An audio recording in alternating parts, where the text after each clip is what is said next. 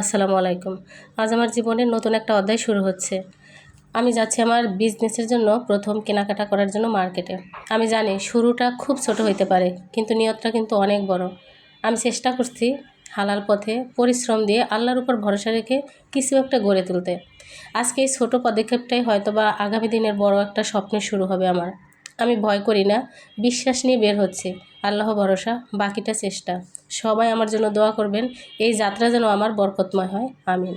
তো প্রতিদিনের মতো আজকেও খুব সকালে ঘুম থেকে উঠছিলাম। ঘুম থেকে উঠে যখন জায়নামাজ হাতে নেই, নামাজ পড়ি, কারণ আমার খুব তাড়াহুড়া আছে। আজকে নামাজ পড়ে বাচ্চাদের জন্য নাস্তা রেডি করব, দুপুরের লাঞ্চ রেডি করব, তারপর হচ্ছে আমি মার্কেটে যাব। সেখান থেকে খুব তাড়াতাড়ি আমাকে ব্যাক করতে হবে। আর যেহেতু আফসানার আব্বু আমার সাথে নাই, সে অফিসে নাইট ডিউটি করতেছে, যে কারণে আমার টেনশনটা একটু বেশি। তো আমি আজকে আপনাদের সাথে সংক্ষেপে খুব সুন্দর একটি বাস্তব গল্প আমার শেয়ার করব সংক্ষেপে। সেটা হচ্ছে আমার জীবনের ঘটে যাওয়া বাস্তব একটা গল্প, যেগুলো এতদিন আপনাদের সাথে বলাই হয়নি। বিয়ের সময় সব মেয়েরই স্বপ্ন থাকে নতুন গহনা, দামি শাড়ি, চুড়ি, নানান রঙিন জিনিস, যেগুলো দিয়ে সে নিজের মতো করে সাজায়। প্রত্যেকটা মেয়ের জীবনে স্বপ্ন থাকে, কিন্তু আমার জীবনে সরাসরি সেগুলো হয়নি। বিয়ের সময় সরাসরি কোনো গহনা আমি পাইনি, কোনো শাড়ি চুড়ি পাইনি। আল্লাহর অনেক রহমত, আমাদের জীবনে সব কিছুই যেন অন্যরকমভাবে শুরুটা হয়েছিল। জীবনে প্রথম উপহার ছিল আমার স্বামীর দেওয়া একটি বোরখা, একটি তসবি আর একটি জায়নামাজ। আলহামদুলিল্লাহ, আলহামদুলিল্লাহ, আলহামদুলিল্লাহ। অনেকের কাছে হয়তোবা এটা খুব সাধারণ মনে হতে পারে, কিন্তু আমার কাছে এই উপহারগুলো ছিল খুবই গভীর ও অর্থবহ। এই উপহারগুলো আমাকে শিখিয়েছে ভালোবাসা মানে শুধু সাজানো না, ভালোবাসা মানে হচ্ছে একসাথে আল্লাহর পথে চলা। এই বোরখা আমাকে শিখিয়েছে লজ্জা ও সম্মান। এই তসবি আমাকে মনে করিয়ে দেয় বারবার যে ব্যস্ত জীবনের মাঝেও আল্লাহকে স্মরণ করা। আর এই জায়নামাজ আমাকে শেখায়, যেখানেই থাকি না কেন, নামাজের মাধ্যমে আল্লাহর কাছে যেন ফিরে যায়। এই সবগুলো জিনিসই আমাকে খুব মনে করায়, মাঝে মাঝে আমার চোখের পানি পড়ে। কারণ আমার হাজব্যান্ড জীবনে প্রথম, তার হয়তোবা সেই রকম সামর্থ্য ছিল না আমাকে অনেক কিছু দেওয়ার মতো, কিন্তু তখন আমি না বুঝলেও ধীরে ধীরে বুঝতে শিখছি বয়সের সাথে সাথে, যে এটা আমার কাছে জীবনে সবচেয়ে বেশি দামি, সবচেয়ে বেশি বড় উপহার ছিল। ভাই বোনেরা, এই জায়নামাজটা সেই জায়নামাজ যেটা আমার বিয়ের সময় আমার হাজব্যান্ড দিয়ে বলছিল যে আমার তো কোনো সামর্থ্য নেই, এটাই তোমার জন্য আমার গিফট, এটাই সারা জীবন আগলে রেখো। আর আমি যখন এই জায়নামাজের নামাজ পড়ি, আল্লাহর কাছে সব সময় দুই হাত তুলেছে, আল্লাহ এই জায়নামাজেই যেন আমার মৃত্যু হয়। বিশ্বাস করুন ভাই বোনেরা, এটা ছিল সবচেয়ে গুরুত্বপূর্ণ একটা কথা আমার জীবনের, যেটা আপনাদের সাথে আজকে আমি শেয়ার করলাম। এই মনের কথাটা আমার হাজব্যান্ডও জানে না। বিশ্বাস করুন ভাই বোনেরা, জীবনের সব কথা, সব ব্যথা, সব চাওয়া কিন্তু সবাইকে বলা যায় না, এমনকি হাজব্যান্ডকেও বলা যায় না, যেটা শুধু আল্লাহর কাছেই বলা যায়। তো আপনারা আমার জন্য দোয়া রাখবেন। আমার এই চাওয়াটা, আমি যেগুলো চাইতেছি, মহান আল্লাহ তাআলা যেন আমার সেই চাওয়াগুলোকে কবুল করেন, আমি যেন আমার ঈমান ধরে রাখতে পারি, আমিন। জীবনের সব উপহারে ঝলমলে হয় না, কিছু উপহার নীরবে মানুষের জীবন গড়ে দেয়। আমি মহান আল্লাহর কাছে অনেক অনেক অনেক কৃতজ্ঞ এমন একজন মানুষকে জীবনসঙ্গী হিসেবে পাওয়ার জন্য, যে কিনা আমাকে দুনিয়ার চেয়ে আখিরাতের কথা সবচেয়ে বেশি আগে শিখিয়েছেন, সবচেয়ে বেশি মনে করিয়ে দিয়েছেন। তো আপুমনি ভাইয়েরা যারা ভিডিওটা দেখছেন, আপনারা তাদের জন্য একটাই কথা বলবো, আমি যে উপহার আমাকে আল্লাহর কাছাকাছি নিয়ে যায়, সেটাই সবচেয়ে আসল উপহার আমার জীবনের জন্য। আল্লাহ আমাদের সবাইকে যেন ভালোবাসা আর হেদায়েতের পথে রাখেন, আমিন। এবং আমি আমার হাজব্যান্ডের আদর্শে দুইটা বাচ্চাকে মানুষ করতে পারতেছি, ইসলামের পথেও শিক্ষা দিচ্ছি, এটা সবচেয়ে বড় কথা। আল্লাহ যেন আমাদেরকে এভাবে সবাইকে খুব ভালো রাখে এবং আল্লাহর পথে রাখে, সেটা আপনারা দোয়া করবেন। হ্যাঁ, ইউটিউবের স্বার্থে, কর্মব্যস্ততার স্বার্থে অনেক কিছুই ঠিকঠাক করতে পারি না। যেমন আমি জব করি, সেখানেও কিন্তু আমি সুন্দর মতো ইসলামের পথেও চলতে পারি না, যেটা সঠিকভাবে আমরা চলার কথা। অনেকেই হয়তো প্রশ্ন করবেন যে আপু তাহলে এভাবে ওভাবে চলেন কেন? তো সেটাই বলবো, অনেক কিছুই আমরা কিন্তু একদম সঠিকভাবে বাস্তবতায় আমরা চলতে পারি না। তবে তার মানে এই নয় যে আমরা ইসলামকে ভুলে গেছি, নামাজ ভুলে গেছি, আমরা আল্লাহর নাম ভুলে গেছি। প্রত্যেকটা কাজের আগেই কিন্তু আমরা আল্লাহর নাম স্মরণ রেখে তবেই কিন্তু চলার চেষ্টা করি। তো যাই হোক ভাই বোনেরা, এইটা ছিল আজকে আপনাদের কাছে আমার একটা সুন্দর মেসেজ, যে আমার জীবনের সবচেয়ে গুরুত্বপূর্ণ একটা উপহার, জীবনের প্রথম উপহার, সেই উপহারটা সম্পর্কে আপনাদের সম্পর্কে আমি একটু সংক্ষেপে আলোচনা করছি। হয়তোবা এখন অনেকভাবেই সুন্দরভাবে চলতে পারি না, আল্লাহ যদি চান ইনশাআল্লাহ ভবিষ্যতে আরও বয়সের তালে তালে, বয়সের সময়ের সাথে সাথে জীবনে একটা সময় আরও সুন্দর হব, এটাই আমার মানে স্বপ্ন এবং এটা আমার ইচ্ছা। যে জীবনে একটা সময় যখন অনেক বয়স হবে, আমি যখন আরও বয়স হবে, তখন হয়তোবা ধীরে ধীরে ধীরে আমি আমার জীবনকে আরও সুন্দর করব, আরও পরিবর্তন করব। তো এইটা হচ্ছে আজকে আমার আরেকটা মূল্যবান জিনিস, সেটা আপনাদেরকে শেয়ার করি। সেটা ছিল আমি যখন খুব সকালে চলে যাব, হঠাৎ করে দেখি যে কিছু জিনিস শেষ হয়েছিল। আর আমি আমার ছেলেকে বলছিলাম যে বাবা তুমি তো স্কুলে চলে যাবা, তার আগে আম্মুকে একটু বাজার করে দেবা, আমি লিখে দেই, বা তুমি যদি মনে করে আনতে পারো তাহলে আমি এগুলো লিখে দেই। তো বললো আম্মু আমি আনতে পারবো, তুমি আমাকে বলো কী কী আনতে হবে। তো আমি বললাম পেঁয়াজ নেই, তুমি আধা কেজি পেঁয়াজ নিয়ে আসবা, তেল আনবা আধা কেজি, তারপর হচ্ছে পোলাও চাউল কিছু ছিল আরও আধা কেজি নিয়ে আসবা, তারপর তুমি শসা আনবা, লেবু আনবা, দুধ আনবা। তো আমার ছেলেকে এক পর্যায়ে আমি কিন্তু লিস্ট করে দেই, তারপর সে চট করে দৌড়ে গিয়ে এই বাজারগুলো আনে। এই বাজারটা ছিল আমার বাচ্চার জীবনের সবচেয়ে প্রথম বাজার, সেই জন্য আপনাদেরকে দেখাইলাম। আমার ছেলের নাম আবরার, আপনারা সবাই ওর জন্য দোয়া রাখবেন যেন আবরার যেন একসময় মানুষের মতো মানুষ হয়, অনেক বড় হয়, আল্লাহর পথে যেন থাকে। তো এই যে দেখেন আবরার বাজার করছে পেঁয়াজ আধা কেজি, আর ও শসা না এনে খিরাই নিয়ে আসছে। কোনো সমস্যা নেই, এটাও সুন্দর দেখতে, যেমনই হোক ভিতরে সুন্দর হলেই যথেষ্ট। লেবু আনছে এক হালি, ছোট্ট ছোট্ট লেবু। তারপর সে আধা কেজি দুধ নিয়ে আসছে, আধা কেজি পোলাও চাল। আর এই তেলটা দেখুন, এই তেলটা হয়েছে ও ছোট্ট একটা তেলের বোতল দেখে ওর মনে হয় খুব ভালো লাগছিল, ওই ছোট্ট তেলের বোতলটা নিয়ে আসছে। এই ছিল আমার ছেলের জীবনের প্রথম বাজার। আপনারা সবাই আমার ছেলে মেয়ের জন্য দোয়া রাখবেন যে আমরা যেন এই জীবন সংসারে এই সংগ্রামে সবাই যেন সুন্দরভাবে সুস্থভাবে জীবন চালাতে পারি। খুব সকালে ঘুম থেকে উঠে বললাম সমস্ত জিনিসটা কমপ্লিট করার চেষ্টা করতেছিলাম। এই যে অল্প একটু মাংস রান্না করতেছি যেন ওরা স্কুল থেকে এসে লাঞ্চ করতে পারে, সেই জন্য রান্নাটা কমপ্লিট করে তবে আমি যাব। কয়েকটা দিন ছুটি থাকার কারণে আমার কিন্তু বেশ সুবিধা হয়েছে, ঘর দৌড় গোছানো থেকে শুরু করে আমি আমার নিজের কিছু পার্সোনাল কাজগুলোও করতে পারতেছি আলহামদুলিল্লাহ। সমস্ত ঘরের প্রায় প্যাকেটিং করা সব কিছু শেষ। আগামীকাল হয়তো বা আমার হাজব্যান্ড কিছু জিনিস বাড়ি নিয়ে চলে যাবে আলহামদুলিল্লাহ। আলহামদুলিল্লাহ, অবশেষে ফাইনালি আমি কিন্তু কাপড়ের মার্কেটে চলে আসছি। আপনাদের দোয়া ভালোবাসায় আমি কিন্তু নতুন একটা পথে যাত্রা শুরু করতে চলছি। অনেক বড় একটা সিদ্ধান্ত নিয়ে নিছি আমি। আমার পুঁজি খুবই কম, অল্প বাজেট, স্বল্প বাজেট, খুবই ক্ষুদ্র বাজেটের মধ্যে আমি আমার স্বপ্নটাকে অনেক বড় দেখতেছি।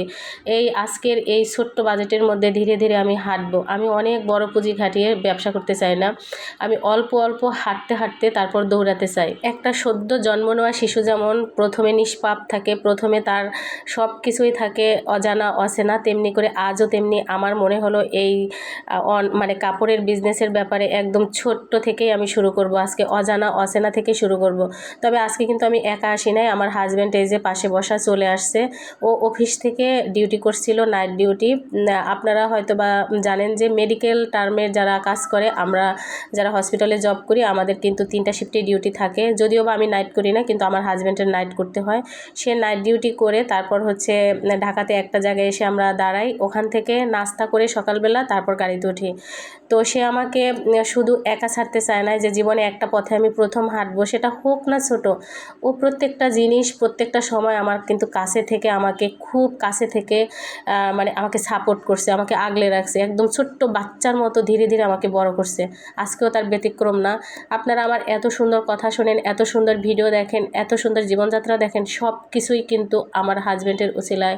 আল্লাহ ভরসা, আপনারা আমার হাজব্যান্ডের জন্য অনেক অনেক দোয়া রাখবেন। আমার হাজব্যান্ড ইদানিং একটু অসুস্থ আছে, তো সে যেন খুব সুস্থ হয়ে যায়, সে যেন খুব ভালো হয়ে যায়, আল্লাহ তাকে যেন একদম নেক হায়াত বরকত দান করেন, আপনারা সেই দোয়া রাখবেন আমিন। তো ভাই বোনেরা, আমি একটা পাইকারি কাপড়ের মার্কেটে চলে আসছিলাম। সেখান থেকে কেনাকাটা করার পরে দেখেন দুর্ভাগ্য এমন জিনিস, আর ব্যস্ততা এমন জিনিস, বাস্তবতা এমন জিনিস, যেটা আপনাদেরকে বলে বোঝানো যাবে না। আজকে আমার এই স্মুথলি কথাগুলো আপনারা শুনতেছেন, কিন্তু এটা কিন্তু এতটাই স্মুথ না। যারা জীবনে স্ট্রাগল করে, যারা জীবনে কষ্ট করে বড় হয়, তাদের জীবনটা কিন্তু অনেক কষ্ট। আমি আমার হাজব্যান্ডের সাথে মার্কেটে আসলেও আমি কিন্তু তার সাথে যেতে পারি নাই দুর্ভাগ্যক্রমে। সময়টা এত বেশি লেগে গেছিলো, প্রথম কাপড় চেনা, বোঝা, দরদাম করা, সব কিছু মিলে টাইমটা একটু বেশি লেগে যায়। ওর দুপুরে একটা মিটিং ছিল, জরুরি মিটিং, সে কিন্তু আমাকে রেখেই তবে এখান থেকে আলাদা করে চলে যায়। বিশ্বাস করুন ভাই বোনেরা, সমস্ত কাপড়, অজানা জায়গা, একটা অচেনা জিনিস, সব কিছু মিলে আমি রীতিমতো কিন্তু একটা প্রচুর স্ট্রাগলের মধ্যে দিয়ে চলে আসছি। বাস্তবতা এতই কঠিন যে আপনাকে অনেক দূর যেতে হবে, সেটা স্ট্রংলি মেনটেন করতে হবে।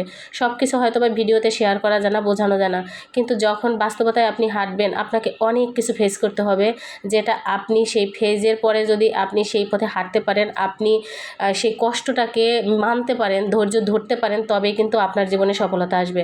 সফলতা কিন্তু শর্টকাট কোনো রাস্তা নাই, আমি বিশ্বাস করি। আর আমার ভিডিওটা যারা দেখেন প্রত্যেকে হয়তো বা বিশ্বাস করেন। বিশ্বাস করুন আপুমনি ভাইয়েরা, আপনাদের ভালোবাসায়, আপনাদের দোয়ায়, আপনাদের সাপোর্টে আজকে আমি আসপিয়া এইটুকু, এই যে এই রাস্তায় এইটুকু পথে আসতে পারছি। বাকিটা পথও কিন্তু আপনাদের ভালোবাসার জন্য, আপনাদের দোয়ার জন্য, আপনাদের সাপোর্টের জন্য আমি আগাতে পারবো।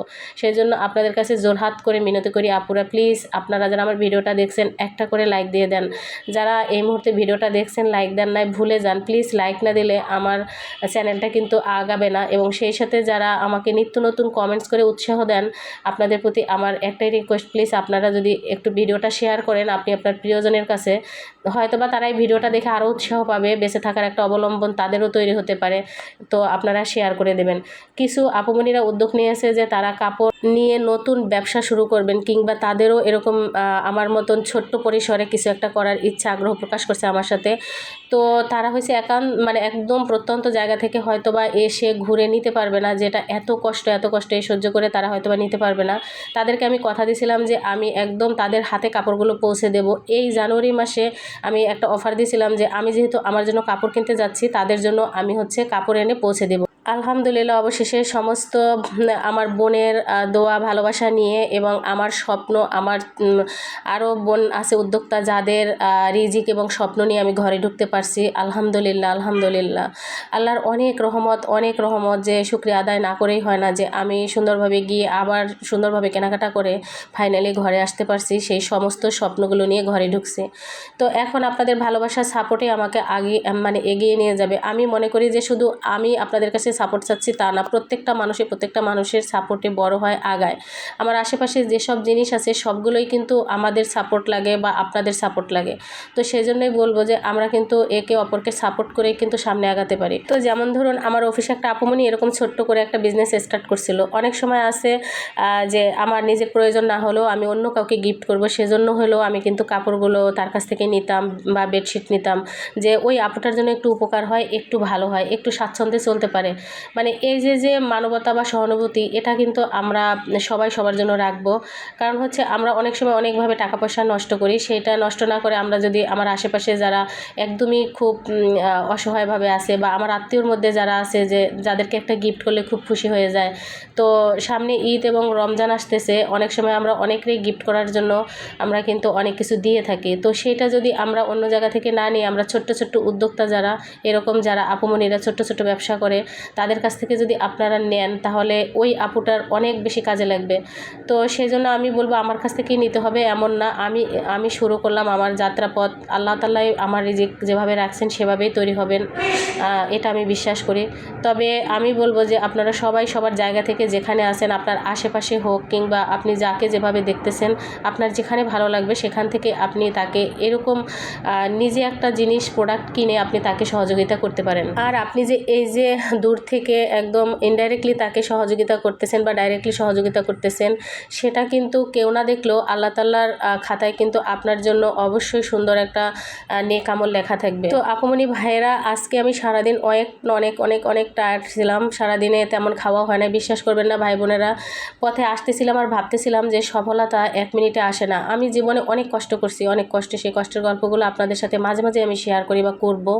তো এটা ছিল আজকের একটা ছোট্ট স্ট্রাগল আমার। যেমন ধরেন আজকে যে আমি গেছি সকালবেলা না খেয়ে বাসা থেকে বের হয়েছি, তো আমি আমার হাজব্যান্ডকে নিয়ে বাইরে নাস্তা করছি এবং ওখানে যে দুপুর পর্যন্ত আমি ছিলাম, বিশ্বাস করুন ভাই বোনেরা, আমি ওখানে কোনো কিছুই খাই নাই, শুধু 10 টাকার একটা সিঙ্গারা খেয়েছিলাম আর 10 টাকার বড়ই ভর্তা। এই ছিল 20 টাকা খরচ আমার, আর আমার যাতায়াত ভাড়া যেটা ছিল।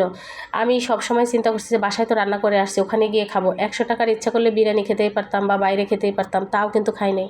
তাই আমি একটা কথাই বলবো যে আপুমনি ভাইয়েরা, সফলতা কিন্তু 1 মিনিটে আসে না, অনেক ধৈর্য, অনেক ত্যাগ, অনেক কষ্টের উপর আসতে হয়। তারপরও আবার একা যখন যখন আমি আমার এই মালামালগুলো নিয়ে আসি, কাপড় চোপড় নিয়ে আসি, সেটা যে কতটা পরিশ্রমের, কতটা কষ্টের, যারা আমাকে দেখছে তারা তাকিয়ে থাকছে। তো প্রত্যেকটা ভাই বোনকে আমি বলবো যে সফলতা যদি পেতে চান, যারা বলেন আমি কিছু করব আমি কিছু করব, তাদেরকে আগে বলবো যে কষ্ট করার মানসিকতা রাখতে হবে। তবেই কিন্তু আপনি আপনার স্বপ্নের পথে হাঁটতে পারবেন। না থাকা যাবে আপনার লজ্জা, না থাকা যাবে শরম, না থাকা যাবে আপনার মানে চিন্তা ভাবনা করার কোনো বিষয়। আপনি শুধু কষ্ট করবেন, হালাল পথে সুন্দরভাবে আগাবেন, এই একটা শপথ নিয়ে আপনাকে সামনে আগাতে হবে। তো আপুমনি ভাইয়েরা, আগামী ভিডিওতে কাপড় চোপড়গুলো দেখাবো ইনশাআল্লাহ। আর আপুমনি ভাইয়েরা, বাসায় এসে গোছাতে গোছাতে সব কিছু আমি এসে দেখি ভাতটাই নষ্ট হয়ে গেছে। অবশেষে সিদ্ধান্ত নিলাম যে এই ভাতটা একটু পানি দিয়ে পান্তা ভাত খেয়ে নেব। তো পান্তা খেলে সরাসরি ঠান্ডা লাগবে, সেই জন্য আমি হালকা গরম করে এই যে শুকনো মরিচ দিয়ে পান্তা খেয়ে ঘুমিয়ে থাকবো। আজকে ভালো থাকবেন, সুস্থ থাকবেন, আল্লাহ হাফেজ।